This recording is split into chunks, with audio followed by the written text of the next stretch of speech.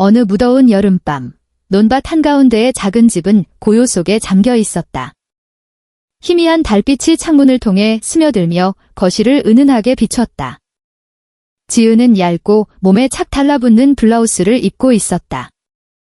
그 옷은 그녀의 곡선을 부드럽게 드러내며 무심코 입은 듯했지만 묘한 매력을 뿜어냈다. 그녀는 소파에 앉아 TV를 보았지만 마음은 멀리 떠돌았다. 민수가 또 공사 현장으로 떠난 밤, 집안의 적막은 그녀를 점점 더 불안하게 만들었다. 병철은 골목 어귀주점에서 막 돌아왔다.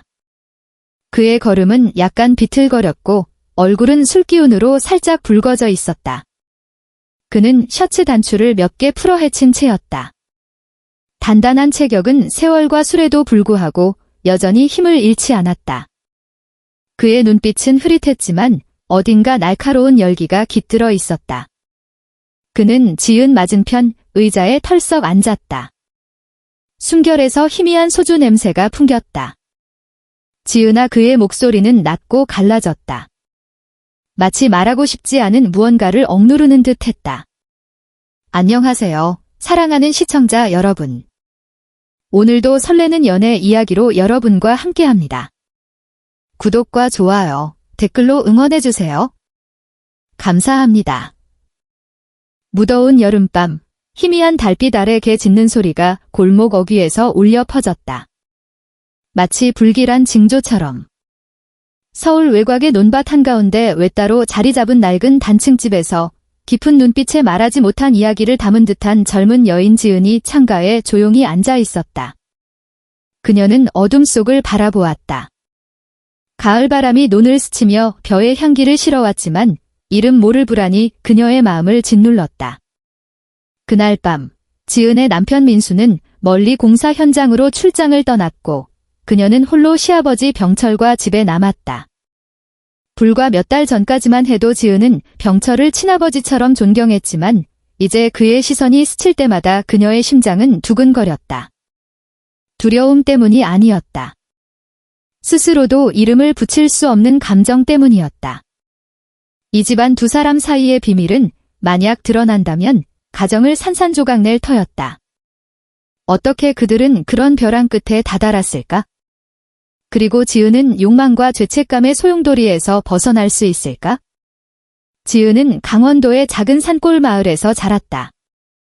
마을은 건조한 계절엔 흙먼지가 날리고 우기엔 진흙탕이 되는 곳이었다. 그녀는 가난한 집안의 자랑이었다. 서울의 대학교에서 회계학을 전공하며 삶을 바꾸겠다는 꿈을 안고 도시로 나왔다.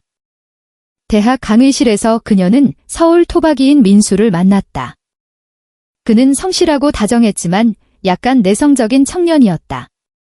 그들의 사랑은 스터디 모임, 길거리에서 함께 먹던 떡볶이, 그리고 소박한 가정을 꾸리겠다는 꿈에서 싹텄다. 4년의 연애 끝에 그들은 양가 가족이 지켜보는 가운데 소박하지만 따뜻한 결혼식을 올렸다. 민수는 지은을 부모님이 물려준 논밭 한가운데의 단층집으로 데려갔다. 그곳은 평화롭지만 따분한 곳이었다. 지은은 새로운 삶에 빠르게 적응했다. 가끔 고향의 겹겹이 쌓인 산이 그리웠지만 그녀는 도시 생활에 익숙해졌다. 민수와의 결혼 생활은 처음엔 잔잔한 호수처럼 평온했다. 민수는 도로 건설 엔지니어로 자주 멀리 출장을 다녔지만 집에 돌아올 때면 늘 지은에게 따뜻한 애정을 보여주었다. 지은은 작은 회사에서 회계사로 일하며 가정을 꾸려갔다. 하지만 그 행복은 오래가지 못했다. 시어머니 은주는 1년 전 심장병으로 세상을 떠났다. 시아버지 병철은 원래 쾌활하고 다정한 사람이었지만 아내를 잃은 후 조용하고 외로워졌다. 그는 술로 슬픔을 달랬고 취하는 날이 점점 잦아졌다. 민수는 아버지를 위로하고자 병철을 집으로 모셔 함께 살기로 했다. 가족의 따뜻함이 아버지의 상처를 치유해주길 바랐다. 하지만 모든 게 민수의 바람대로 되지 않았다. 원래도 좁았던 집은 더 답답해졌다. 얇은 벽으로 나뉜 두 개의 작은 방은 작은 소음도 쉽게 새어나갔다. 병철은 50대 중반을 넘겼지만 농사와 가끔 건축 일을 했던 덕에 단단한 체격을 유지하고 있었다. 하지만 술은 그를 바꿔놓았다. 그는 지은에게 술값을 달라고 부탁했고 취했을 때는 젊은 시절 은주와의 사랑 이야기를 후회 섞인 목소리로 들려주었다.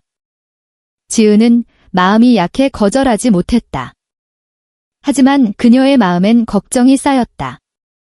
병철의 건강, 가정의 미래, 그리고 무엇보다 3년 결혼 생활 동안 아이가 없다는 사실이 그녀를 짓눌렀다. 친척들의 압박과 스스로의 불안이 그녀를 점점 더 긴장하게 만들었다. 민수가 출장을 간 밤이면 지은은 홀로 누워 눈을 스치는 바람 소리와 옆방에서 들리는 병철의 코 고는 소리를 들으며 잠 못 드는 밤을 보냈다. 어느 저녁, 민수가 또 집을 비운 날, 지은은 거실에서 TV를 보고 있었다. 병철은 골목 어귀주점에서 술을 마시고 비틀거리며 돌아왔다. 그는 지은 맞은편 의자에 앉았다. 흐릿한 눈빛 속에 날카로운 무언가가 있었다. 지은아, 이 집을 떠나서 어디 더 자유롭게 살 생각해 본 적 있나? 병철이 느닷없이 물었다. 목소리가 낮고 깊었다. 지은은 당황하며 그의 의도를 파악하려 했다.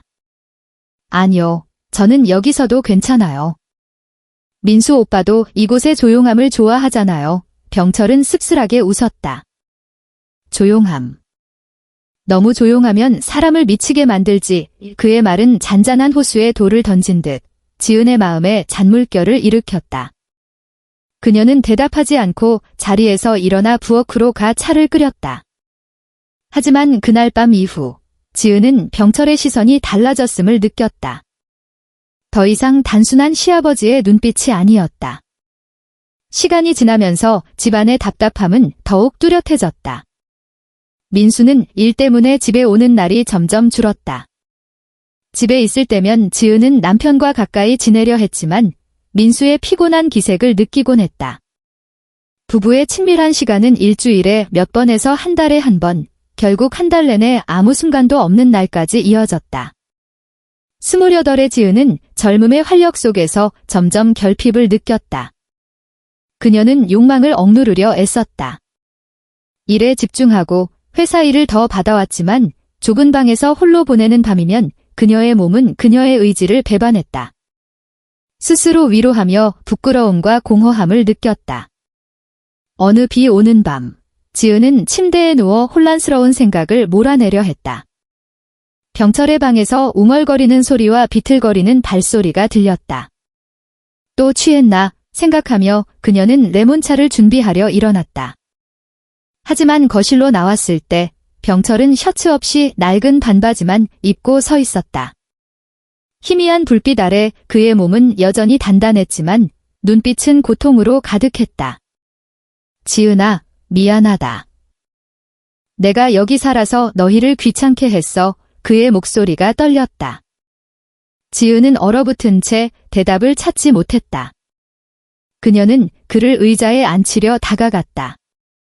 하지만 병철이 갑자기 그녀의 손을 잡았다. 그 손길은 강하지 않았지만 지은의 심장을 쿵쾅거리게 했다. 겁내지 마. 나 그냥 너무 외로웠어. 그가 말하며 그녀를 끌어안았다. 그 순간 어둠 속에서 불꽃이 튀었다.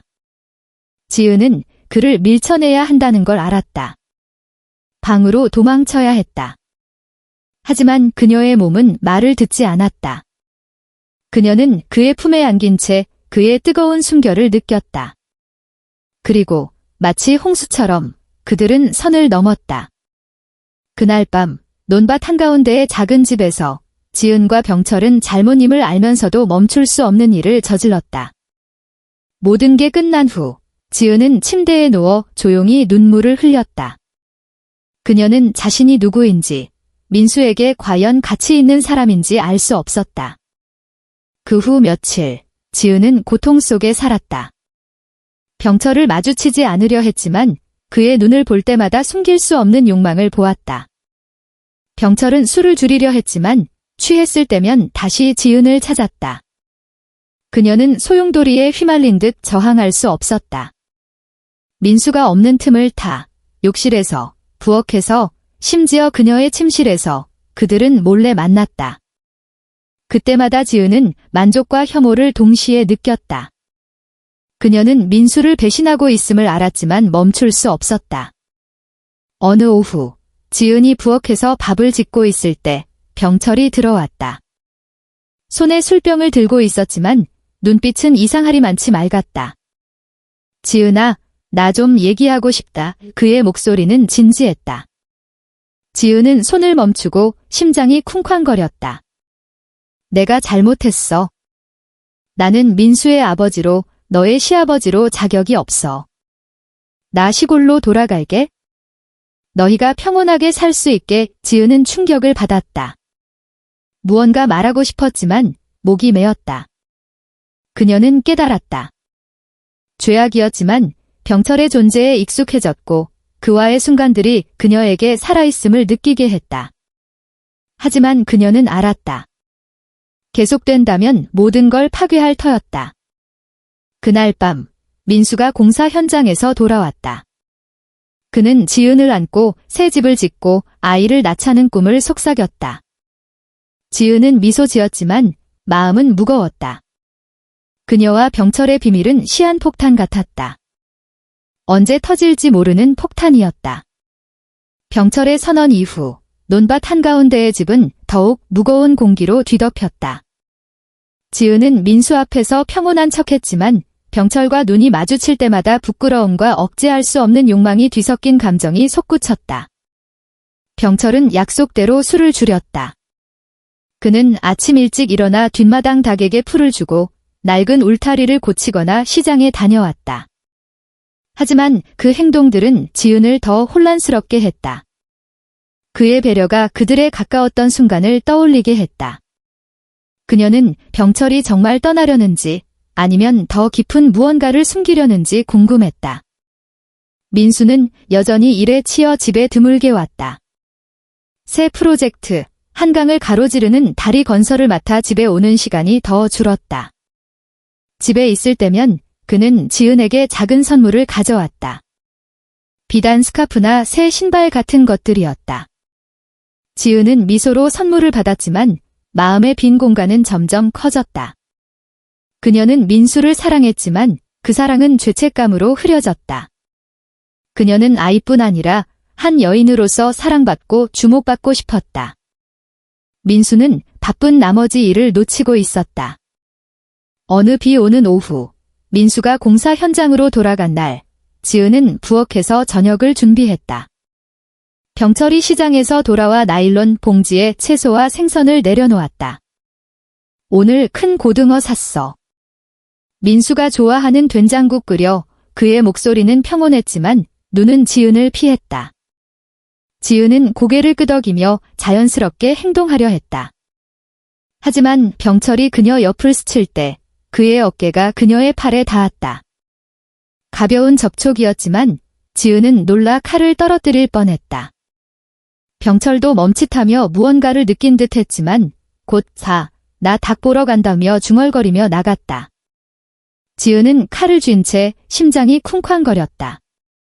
누군가 말을 꺼내지 않으면 그들은 다시 옛 소용돌이에 빠질 터였다. 그날 밤 병철이 방에 들어간 후 지은은 거실에 홀로 앉아 TV 불빛에 얼굴이 깜빡였다. 그녀는 로맨스 드라마를 틀었지만 마음은 떠나지 말아야 할 기억으로 흘렀다.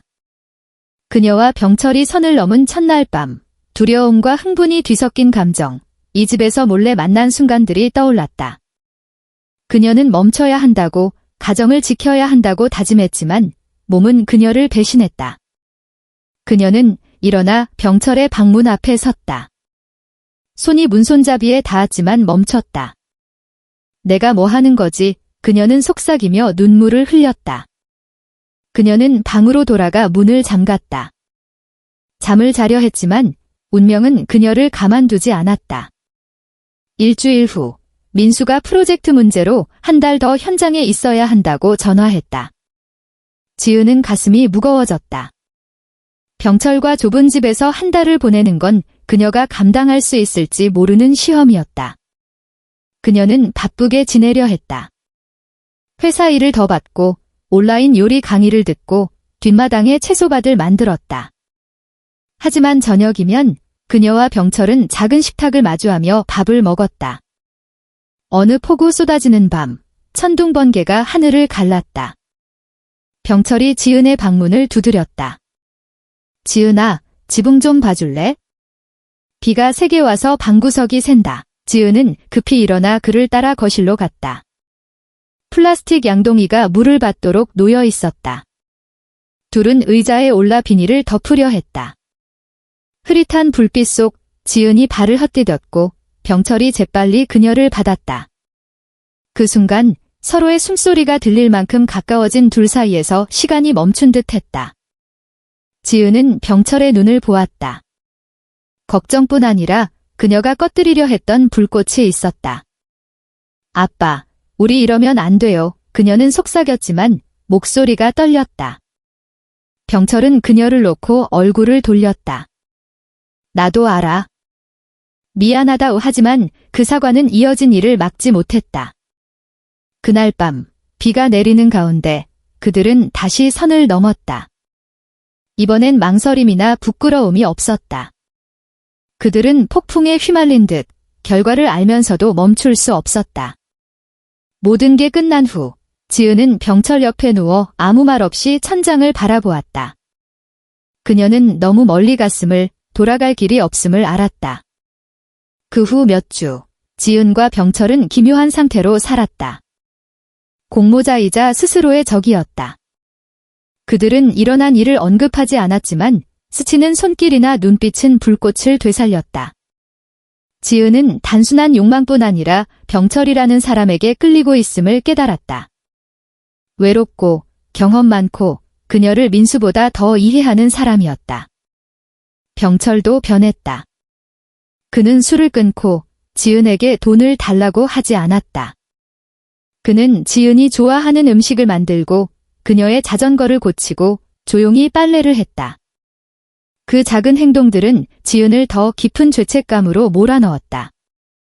어느 아침, 뒷마당에서 채소를 가꾸던 지은은 갑작스레 어지러움을 느꼈다.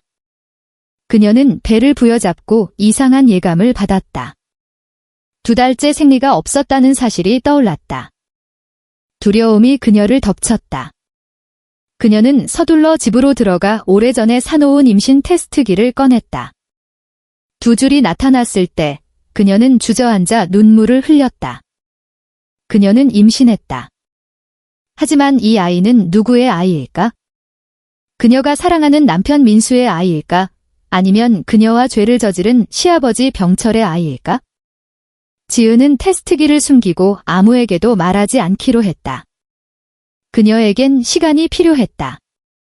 하지만 날이 갈수록 비밀은 그녀를 짓눌렀다. 그녀는 병철을 피하고 함께 밥을 먹지 않고 방에 틀어박혔다. 병철은 그녀의 변화를 눈치챘지만 묻지 않았다. 그는 조용히 집안일을 했지만 그의 눈엔 걱정이 가득했다. 어느 저녁 민수가 일찍 돌아왔다. 지은은 밝은 척했지만 민수가 다리 프로젝트와 친척 방문 계획을 말할 때 그녀는 폭풍 속에 있었다. 민수가 샤워하러 간 사이 병철이 부엌으로 들어왔다. 지은아, 괜찮아. 요즘 좀 이상해 보여. 그의 목소리는 걱정으로 가득했다. 지은은 돌아보지 않고 손을 멈췄다. 아빠, 저 임신했어요. 그녀의 목소리가 떨렸다. 병철은 벼락을 맞은 듯 멈췄다. 그는 아무 말 없이 돌아섰지만 그의 손이 떨리는 걸 지은은 보았다. 그날 밤, 민수가 잠든 사이 지은은 어둠을 바라보며 눈을 뜨고 있었다. 그녀는 비밀이 영원히 숨길 수 없음을 알았다. 그녀는 선택해야 했다. 진실을 말하고 파괴를 감수할 것인가, 거짓 속에서 살아가며 모든 게 괜찮길 바랄 것인가.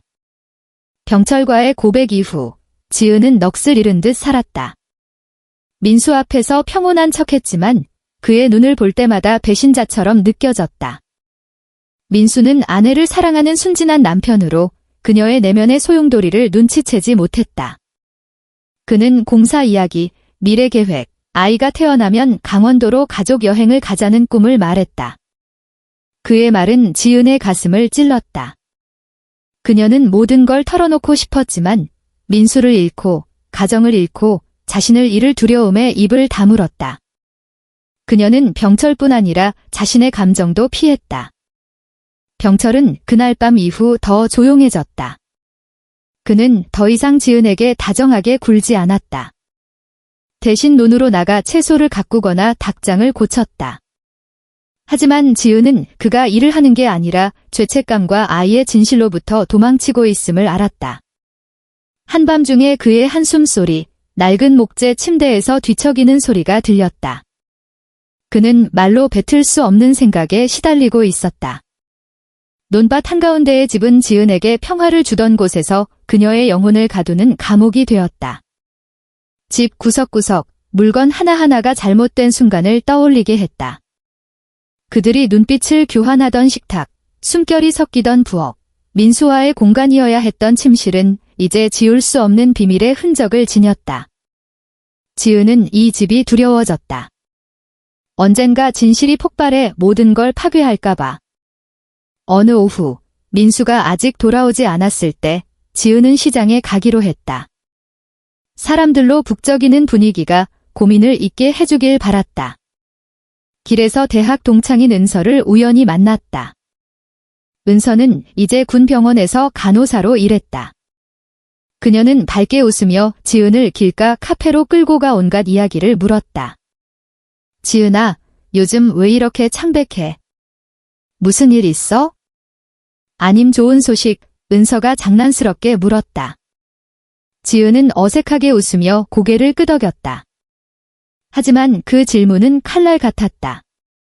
은서는 지은의 불안을 눈치채지 못하고 병원 이야기, 기적 같은 출산 사례를 늘어놓았다. 그러다 운명처럼 DNA 검사 이야기를 꺼냈다. 요즘 과학이 대단해, 지은아. 아이 아빠가 의심되면 샘플 하나로 바로 알아. 가족 드라마, 내가 많이 봤지. 은서는 웃었지만 지은은 심장이 쿵쾅거렸다. 집으로 돌아와 은서와의 대화가 머릿속을 떠나지 않았다. DNA 검사를 하면 아이의 진실을 알 수 있다. 하지만 그 진실이 감당할 만한 것일까? 민수의 아이라면 안도하겠지만 병철의 아이라면 상상조차 할 수 없었다. 거울 앞에 서서 퀭한 눈과 창백한 피부를 보며 그녀는 언제부터 자신이 낯선 사람이 되었는지 물었다. 고향에서 무심히 꿈꾸던 소녀는 어디로 갔을까? 이제는 사랑하는 이와 소박한 삶을 꿈꾸던 그 믿음이 사라졌다. 그녀는 어떻게 이 어두운 비밀을 마주해야 할지 몰랐다. 그날 밤, 민수가 주말에 돌아온다고 전화했다. 지은은 더 이상 고통 속에 살 수 없다고 결심했다. 병철과 이야기해야 했다. 어떤 대답이든 아파도 받아들여야 했다. 다음 날 아침, 민수가 아직 돌아오기 전 지은은 병철이 시장에서 돌아오길 기다렸다가 뒷마당 채소밭으로 불렀다. 아빠, 얘기하고 싶어요. 그녀의 목소리가 단단했다. 병철은 손을 멈추고 고개를 끄덕였다. 그들은 정원의 소나무 아래 도리자에 앉았다. 햇빛이 나뭇잎 사이로 반짝였다. 지은은 깊이 숨을 들이쉬고 침착하려 했다. 아빠, 우리 잘못했어요. 저는 아빠나 저를 탓하지 않아요. 이미 일어난 일이니까. 하지만 이 아이 그녀는 말을 잇지 못했다. 병철은 고개를 숙이고 두 손을 꽉 쥐었다. 지은아, 내가 무슨 생각하는지 알아? 그의 목소리가 낮았다. 나도 밤마다 이 생각에 잠 못 들어. 만약 이 아이가 내 아이면 너 혼자 책임지게 두지 않을게. 내가 책임질게. 그의 말은 차가운 바람 같았다. 지은은 그가 이렇게 직설적일 줄 몰랐다. 책임. 아빠가 뭘 하시게요? 민수 오빠한테 말할 건가요? 이 가정이 어떻게 되겠어요? 그녀는 거의 소리치며 눈물을 흘렸다. 병철은 즉시 대답하지 않았다. 그는 멀리 논밭을 바라보았다. 하얀 외가리가 하늘을 날았다. 나도 몰라, 지은아. 내가 잘못했어. 너 혼자 감당하게 하고 싶지 않을 뿐이야. 내가 원한다면 내가 떠날게. 다시는 돌아오지 않을게. 그의 말은 고통스러웠지만 진심이었다. 지은은 감정을 억누를 수 없었다. 그녀는 죄책감, 막막함, 그리고 병철에게 느끼는 복잡한 감정 때문에 울었다. 그 대화는 명확한 답을 주지 않았지만 둘 다 현실을 마주해야 함을 깨닫게 했다. 그 후 며칠, 그들은 더 거리를 두었다. 병철은 하루 종일 집에 있지 않고 골목 어귀찻집에서 친구들과 시간을 보냈다. 지은은 DNA 검사에 대해 알아보았다. 은서에게 절차와 비용, 위험을 물었다. 은서는 전부를 모르지만 열심히 도왔다. 지은아, 필요하면 내가 병원 데려갈게. 하지만 확실해야 해. 이건 간단한 일이 아니야. 은서의 목소리에 걱정이 묻어났다. 지은은 고개를 끄덕였지만 내면의 전쟁은 계속되었다. 주말, 민수가 돌아왔다. 그는 다리 프로젝트가 일찍 끝나 큰 보너스를 받았다고 기뻐했다. 집을 고치고 땅을 사서 정원을 만들고 아이를 위해 준비하자는 계획을 말했다. 지은은 그의 곁에 앉아 듣지만 마음은 딴 곳에 있었다. 그녀는 사랑했던 남편을 보며 자신이 그의 사랑에 가치 있는지 물었다. 그날 밤, 민수가 그녀를 안고 잠들었을 때 지은은 꼼짝 않고 있었다. 작은 움직임도 비밀을 드러낼까 두려웠다. 다음 날 아침, 민수가 친구를 만나러 나간 사이 지은은 행동을 취했다. 민수의 셔츠와 병철의 손수건을 챙겨 조심스레 포장하고 은서에게 전화했다. 언니, 도와줘. DNA 검사하고 싶어. 아무것도 묻지 말아줘. 은서는 놀랐지만 동의했다. 그들은 그날 오후 병원에서 만났다. 지은은 은서의 오토바이를 타고 병원으로 가며 세상이 어깨를 짓누르는 듯했다. 결과를 알 수 없었지만 이것이 답을 찾는 유일한 길이었다. 병원의 소독약 냄새가 나는 작은 방에서 지은은 떨리는 손으로 결과를 기다렸다. 은서가 곁에서 손을 잡아주었다. 의사가 검사지를 들고 들어왔다. 첫 번째 샘플은 태아와 혈연 관계가 없습니다. 의사의 목소리는 담담했다. 지은은 충격을 받았다. 첫 번째 샘플은 민수였다. 아이는 병철의 아이였다. 세상이 무너지는 듯했다. 은서는 전부를 모르지만 지은을 안으며 괜찮아, 진정해. 무슨 일이든 내가 곁에 있어 라고 속삭였다. 집으로 돌아온 지은은 넋이 나간 사람 같았다. 민수와 어떻게 마주해야 할지, 병철에게 뭐라고 해야 할지 몰랐다. 그녀는 이제 삶이 예전으로 돌아갈 수 없음을 알았다. 그날 밤, 민수가 아직 돌아오지 않았을 때 지은은 방에 홀로 앉아 배를 안고 조용히 눈물을 흘렸다. 아이를 생각하며 미래를 생각하며 한순간의 나약함으로 모든 걸 잃은 자신을 생각했다. 하지만 깊은 곳에서 그녀는 잘못을 바로잡아야 한다는 걸 알았다. 앞길이 아무리 험난해도 DNA 검사 결과는 날카로운 칼날 같았다. 지은의 남은 환상을 모두 베어냈다. 그녀는 방에 앉아 희미한 노란 불빛 아래 창백한 얼굴로 배를 안았다. 이제 아이가 민수, 그녀가 평생 충실하겠다고 맹세한 남편의 핏줄이 아님을 알았다. 논밭 한가운데의 집은 이미 답답했지만 이제 그녀의 두려움과 죄책감을 가두는 철창이 되었다. 그녀는 거울을 볼 용기가 없었다. 낯선 일을 마주할까 두려웠다. 하지만 가장 고통스러운 건 아이의 진실이 아니라 다음에 무엇을 해야 하느냐는 질문이었다. 지은은 병철에게 검사 결과를 말하지 않았다. 그의 눈을 마주할 용기가 그의 고통과 책임감 어린 시선을 감당할 힘이 없었다. 병철은 소나무 아래 대화 이후 더 멀어졌다. 그는 여전히 집안일을 하고 시장에 가고 채소를 가꾸었지만 그 행동은 기계적이었다. 텅 빈 마음을 채우려는 듯했다. 지은은 고민을 잊으려 더 많은 회사 일을 받았지만 컴퓨터 화면이 꺼질 때마다 민수와 병철의 얼굴이 떠올랐다. 그녀를 두 극단으로 찢는 싸움이었다. 민수가 주말에 돌아왔다. 그는 작은 장난감 자동차와 지은이 좋아하는 데이지 꽃다발을 들고 왔다. 지은아, 아기 방에 미리 두려고 샀어. 이거 보니 우리 애가 집안을 뛰어다닐 모습이 그려져 그의 미소는 환했다. 지은은 미소로 답했지만 그의 마른 가슴을 찔렀다. 그녀는 그를 안고 모든 걸 털어놓고 싶었지만 그의 사랑 어린 눈빛이 경멸로 변할까 두려웠다. 그날 밤 민수가 잠든 사이 지은은 낡은 등나무 의자에 앉아 논밭을 바라보았다. 달빛이 벼 위로 비쳤다. 그녀는 어린 시절 강원도의 흙길을 맨발로 뛰던 때를 떠올렸다. 아무 근심 없이, 죄책감 없이. 만약 돌아갈 수 있다면 무엇을 바꿀까? 병철이 함께 살지 않게 했을까? 아니면 더 강하게 저항했을까? 하지만 그건 모두 만약일 뿐, 그녀는 바뀔 수 없는 현실을 마주해야 했다. 다음 날 아침, 민수가 동료를 만나러 나간 사이, 지은은 병철과 이야기하기로 했다. 더 이상 비밀에 갉아먹히며 살 수 없었다. 그녀는 부엌에서 그가 고등어 된장국을 끓인 향기 속에서 기다렸다. 병철이 채소를 들고 들어왔다.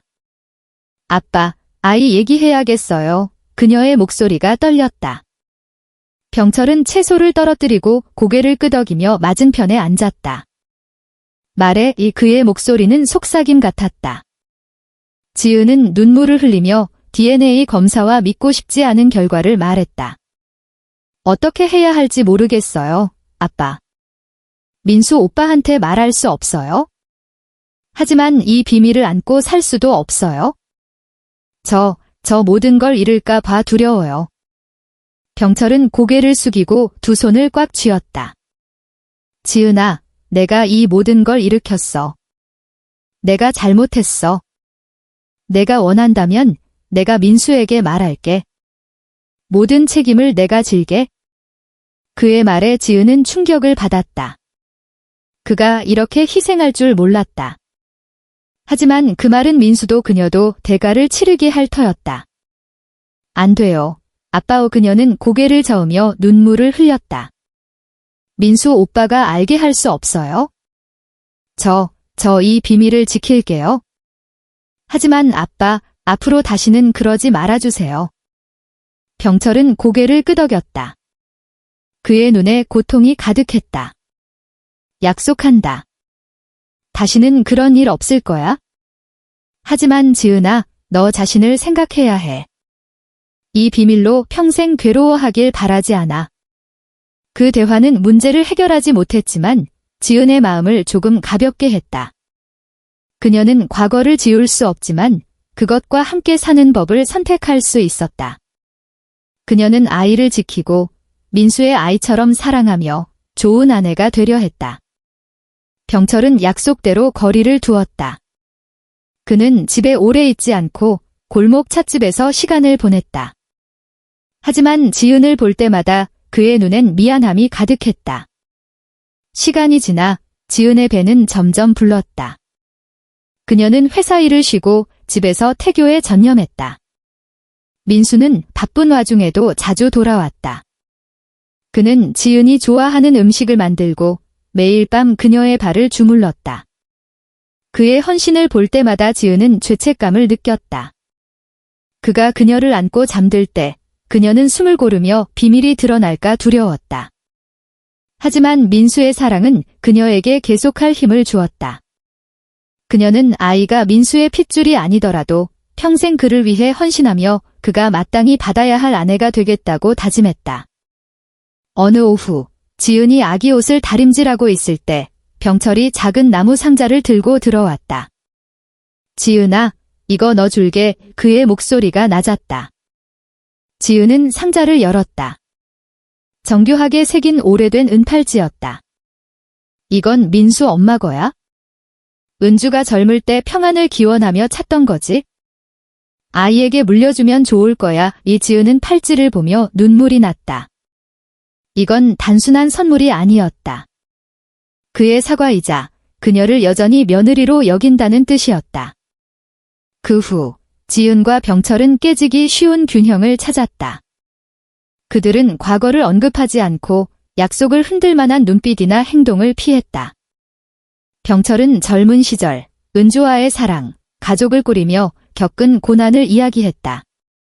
그 이야기들은 그의 속죄이자 실수하더라도 삶은 계속된다는 메시지였다.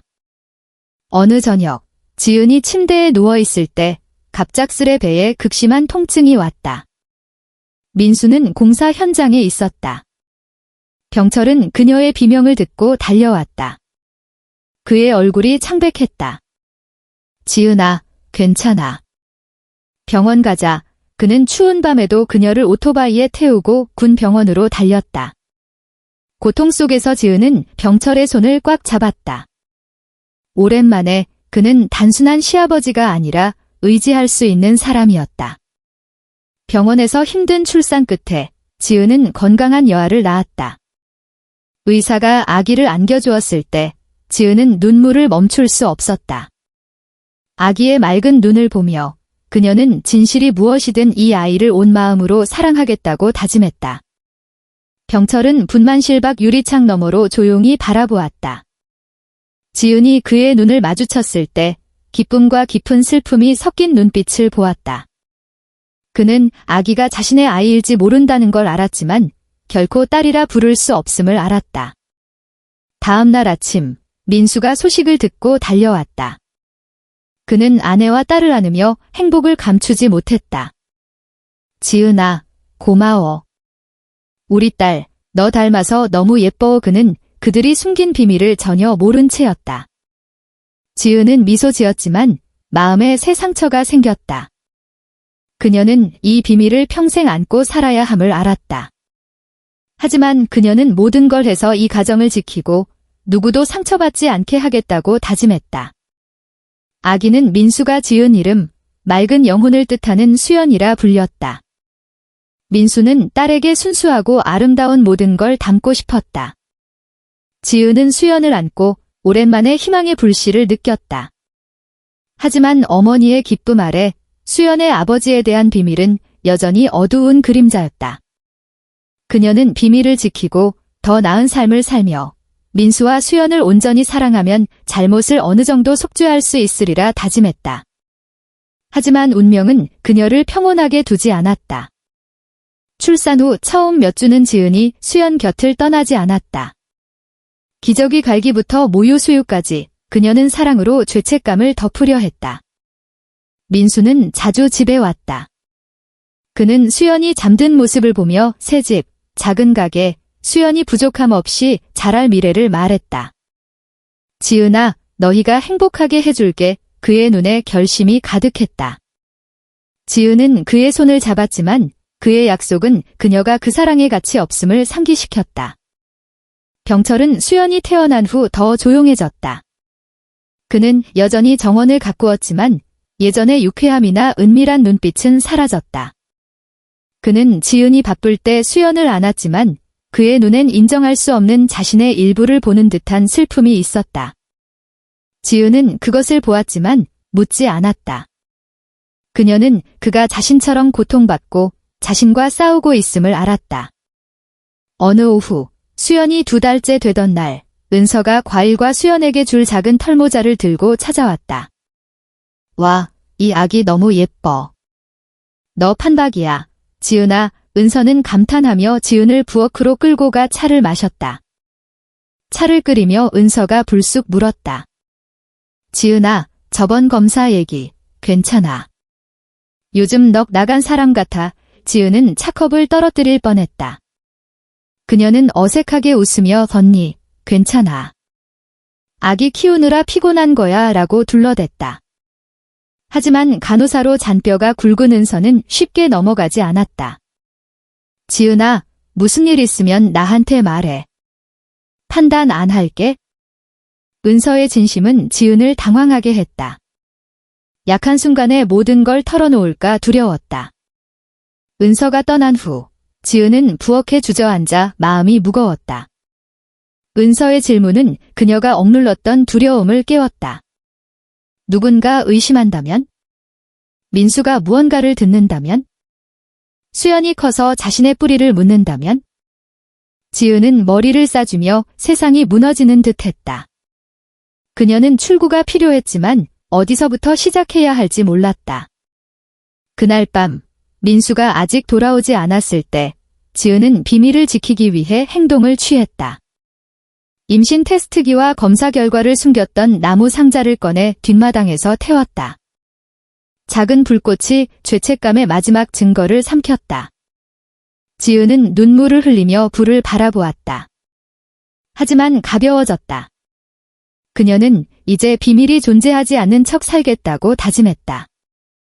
좋은 엄마, 좋은 아내가 되어 민수와 수연을 지킬 터였다. 하지만 삶은 그녀의 바람처럼 단순하지 않았다. 일주일 후 수연을 안고 논밭을 산책하던 지은은 골목 어귀 이웃들의 대화를 들었다.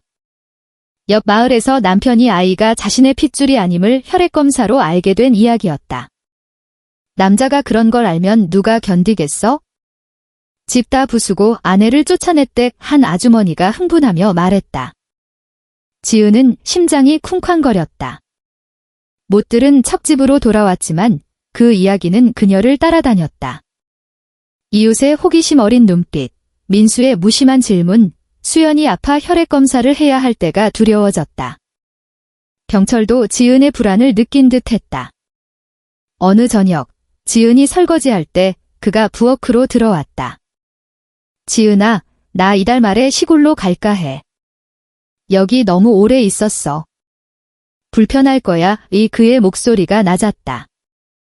지은은 그를 돌아보았다. 그의 눈엔 피로와 말 없는 사과가 있었다. 아빠, 가지 마세요. 그녀의 목소리가 애원하듯 떨렸다. 저한테 아빠가 필요해요. 수연 때문에, 민수 오빠 때문에. 병철은 슬프게 웃으며 고개를 저었다. 지은아, 내가 있으면 더 힘들어질 뿐이야. 너 고생시키고 싶지 않아. 그의 말에 지은은 목이 메었다. 그녀는 그를 붙잡고 싶었다. 수연 때문만이 아니라 그녀의 복잡한 감정 때문이었다. 하지만 그는 옳았다. 그가 남으면 과거의 소용돌이에서 벗어날 수 없다. 그녀는 고개를 끄덕이고 그는 희미한 불빛 속으로 사라졌다. 월말, 병철은 낡은 가방에 옷 몇 벌만 챙겼다. 민수는 아버지가 갑작스레 시골로 간다기에 놀랐지만 그를 버스 정류장까지 배웅했다. 지은은 수연을 안고 마당에 서서 병철이 버스에 오르는 모습을 보았다. 버스가 출발할 때 병철이 뒤를 돌아 그녀와 눈을 마주쳤다. 그 눈빛은 용서와 놓아줌, 그리고 비밀을 영원히 지키겠다는 약속이었다. 지은은 수연을 더 꼭 안으며 눈물을 흘렸다. 이제 그녀는 홀로 모든 걸 마주해야 했다. 병철이 떠난 후 지은과 민수의 삶은 궤도에 올랐다. 민수는 승진했고 일이 안정되었다. 그는 약속대로 새 집을 짓기 시작했다. 지은은 과거에 시달렸지만 수연과 가정에 집중했다. 그녀는 젊은 엄마들 모임에 가입하고 베이킹을 배우고 일기를 썼다. 일기엔 민수에 대한 사랑, 수연이 잘하는 행복, 그리고 숨길 수밖에 없는 고통이 담겼다. 1년이 지나 수연은 어린 나무처럼 쑥쑥 자랐다. 민수는 헌신적인 아빠가 되어 수연과 놀며 어머니에게 배운 민요를 가르쳤다. 지은은 두 부녀를 보며 따뜻함과 아픔을 동시에 느꼈다. 수연이 민수의 사랑 속에 자랄 것이지만 그녀는 병철을 떠올렸다. 그의 소식을 듣지 못했다. 그가 술을 마시는지 평온을 찾았는지 알 길이 없었다. 수연의 손에 찬 은팔찌나 그의 눈을 닮은 미소를 볼 때마다 그녀는 아팠다. 하지만 그를 찾을 용기는 없었다. 한 번의 연락이 억눌렀던 감정을 깨울까 두려웠다. 삶이 평온해 보였지만 예상치 못한 일이 지은을 과거로 끌어들였다. 어느 오후 집을 청소하던 그녀에게 초인종이 울렸다. 문을 열자 낡은 셔츠를 입은 중년 여성이 서 있었다. 병철의 여동생 미영이었다. 지은은 놀랐다. 1년 넘게 병철의 가족을 보지 못했다. 그녀는 미영을 집으로 초대해 차를 대접했다. 하지만 불안이 솟구쳤다. 지은 씨, 저는 오빠 때문에 왔어요. 오빠가 많이 아파요. 미영의 목소리가 슬펐다. 지은은 심장이 조여왔다. 아빠가 무슨 일이세요? 미영은 병철이 시골로 돌아간 후 조용히 살았다고 했다. 그는 술을 끊었지만 건강이 나빠졌다. 가슴 통증이 잦아졌고 의사는 심장 문제를 의심했지만 그는 서울로 검사받으러 오지 않겠다고 고집했다. 오빠가 지은 씨 부부 귀찮게 하고 싶지 않대요. 하지만 수연이를 많이 보고 싶어 해요. 지난번에 보내준 수연 사진을 보며 눈물이 글썽였어요. 미영은 수연의 돌 사진을 꺼냈다. 분홍 옷을 입고 햇살처럼 웃는 수연이었다. 지은은 사진을 보며 눈물이 났다. 병철이 멀리서도 수연을 마음에 품고 있음을 몰랐다. 미영은 수연을 보고 싶다고 했고 지은은 동의했다. 수연이 미영의 얼굴을 만지자 미영은 미소 지었지만 눈빛이 이상했다. 마치 아기의 얼굴에서 무언가를 찾는 듯 했다. 수연이 민수 오빠 닮았네, 미영이 말했지만 목소리에 망설임이 있었다. 지은은 놀랐다. 미영이 무언가를 의심하는 듯 했다.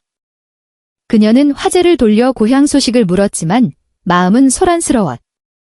미영이 뭔가를 아는 걸까? 아니면 단순한 직감일까?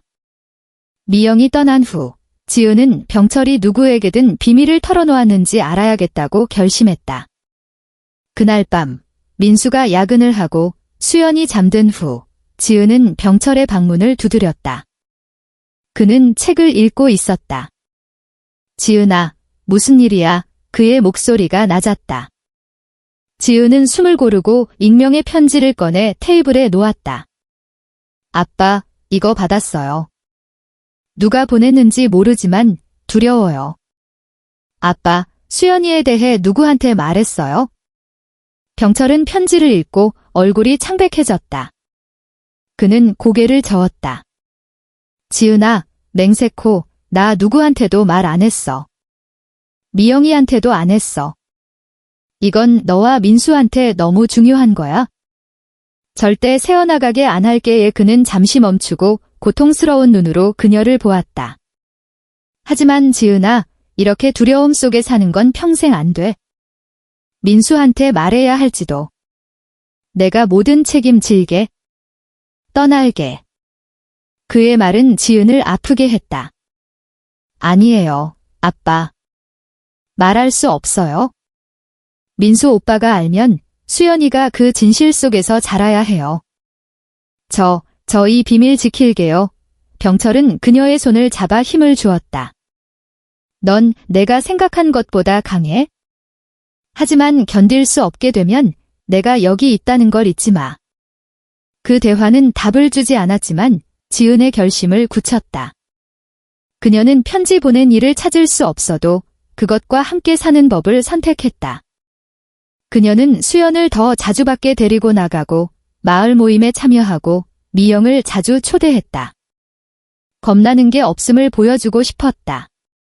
그녀는 답장 편지를 썼다. 진실은 내 거야.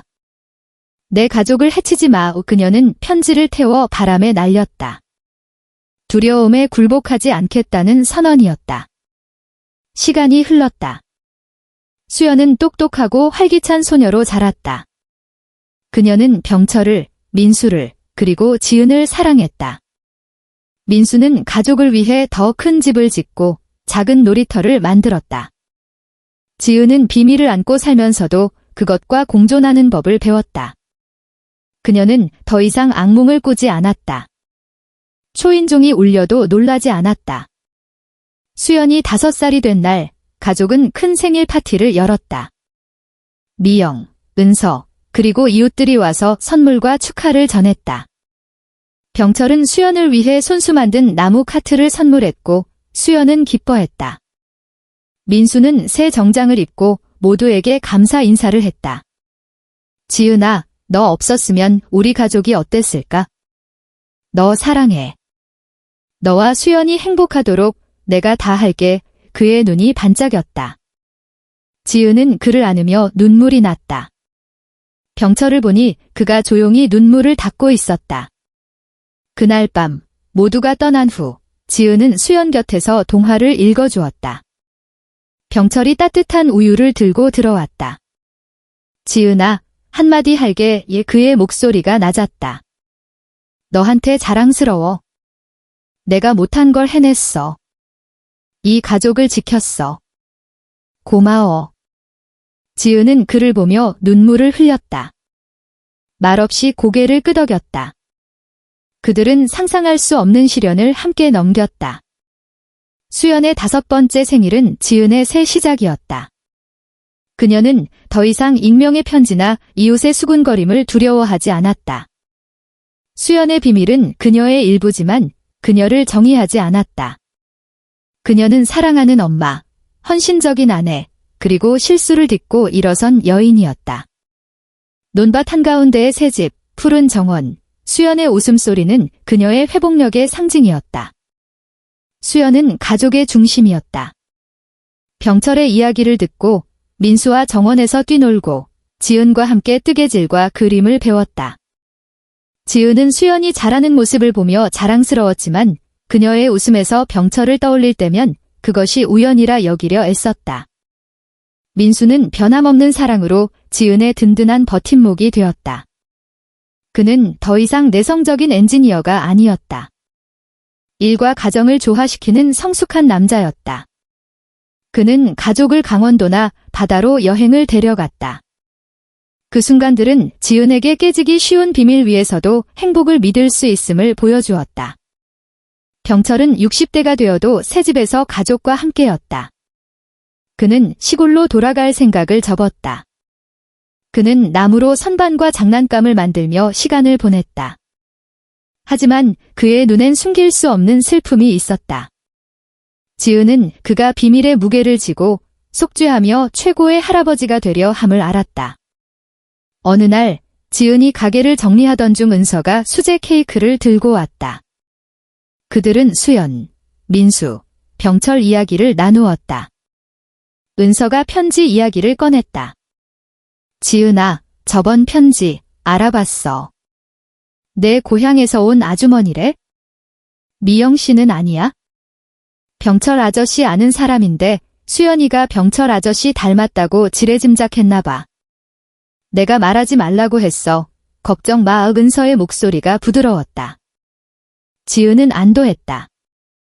하지만 그런 소문이 완전히 사라지지 않을 거라 알았다. 그녀는 가족을 소문으로부터 지키기 위해 집에서 작은 모임을 열었다. 이웃, 친구, 고향 사람들을 초대해 행복한 가정을 보여주었다. 웃음과 음악, 그녀가 만든 음식은 호기심 어린 눈빛을 지웠다. 그녀는 수연을 고향에 자주 데려가 친척들에게 익숙해지게 했다. 아무것도 숨길 게 없음을 보여주고 싶었다. 어느 오후, 민수가 일찍 돌아와 특별한 선물을 들고 왔다. 가족 이름이 새겨진 나무 액자였다. 아빠한테 부탁해서 만들었어. 거실에 걸고 싶어. 매일 보면서 가족이 제일 소중하다는 걸 기억하고 싶어. 그의 눈이 빛났다. 지은은 그를 안으며 눈물이 났다. 병철을 보니 의미심장한 미소를 짓고 있었다. 그 액자는 단순한 선물이 아니라 실수에도 불구하고 그들이 가족임을 확인하는 증표였다. 시간이 흘렀다. 수연은 예술을 사랑하는 똑똑한 소녀로 자랐다. 그녀는 그림을 그리고 노래를 부르며 병철의 옛 이야기를 좋아했다. 지은의 핸드메이드 가게는 온라인으로 확장되었다. 민수는 안정된 커리어로 독립회사를 꿈꿨다. 병철은 건강을 유지하며 수연과 놀았다. 그들의 삶은 완벽하지 않았지만 사랑으로 가득했다. 수연이 10살이 되었을 때 가족은 바다로 여행을 갔다. 수연은 화려한 꽃무늬 드레스를 입고 모래사장에서 웃었다. 민수와 지은은 손을 잡고 그 모습을 보았다. 병철은 조용히 조개 껍데기를 모아 수연에게 목걸이를 만들어 주었다. 지은은 그를 보며 오랜만에 마음이 완전히 가벼워졌다. 수연의 비밀은 그녀와 병철의 일부로 남았지만 더 이상 무게가 아니었다. 해질녘이 되자 가족은 해변에서 저녁을 먹었다. 수연은 새 조개 목걸이를 차고 지은을 안으며 속삭였다. 엄마, 세상에서 엄마가 제일 좋아. 지은은 딸을 안고 민수와 병철을 보며 미소 지었다. 과거가 아무리 아파도 그녀는 삶의 의미를 찾았다. 완벽함이 아니라 사랑과 용서였다. 그녀는 민수의 손을 잡고 그 순간 마침내 자유로움을 느꼈다. 여러분, 지금까지 함께 해주시고 귀 기울여 주셔서 정말 감사드려요. 오늘 이야기가 마음에 드셨다면 좋아요와 공유, 그리고 구독으로 저에게 큰 힘을 주세요. 더 재미있고 특별한 이야기로 찾아올 수 있게요.